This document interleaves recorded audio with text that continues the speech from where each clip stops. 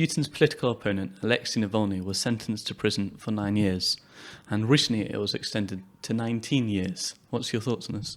Well, it's another example of his tyranny, isn't it? And the idea that we once thought that we could engage with this man as a potential ally and partner in creating a sensible world order probably was crazy, was unrealistic. But we tried. He's shown himself in Ukraine to be extremely dangerous to world stability. We still don't know how that conflict is going to turn out. Obviously, the Ukrainians have done remarkably well in all the circumstances through the courageous leadership of Zelensky and, most importantly, the courageous people in Ukraine. He didn't expect that level of resistance, and also, I have to say, the West has remained extremely united, which is very important. But in terms of his internal suppression of any dissident or any opponent, I mean, that's par for the course. And that's the kind of leader he has become. Of course, ever since he came on the scene, he's never really tolerated any serious dissidents internally.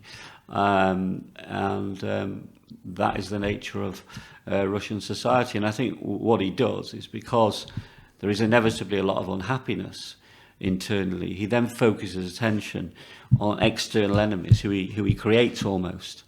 And he says to the Russian people consistently, "I'm the man to make us great again," because many Russians resent the crumbling of the Soviet Empire still. And that's his whole kind of strategy. And it does work to some extent, but I suspect now that there's a lot of fatigue amongst Russian people if they were free to speak and say what they really think. For a start, a lot of people have been conscripted to the army. That must have affected many, many families.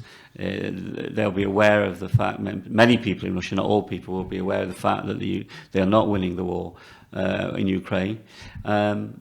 So there will be silently probably a growing opposition to his leadership, but it's very hard to see how that's going to turn itself into a serious movement for change.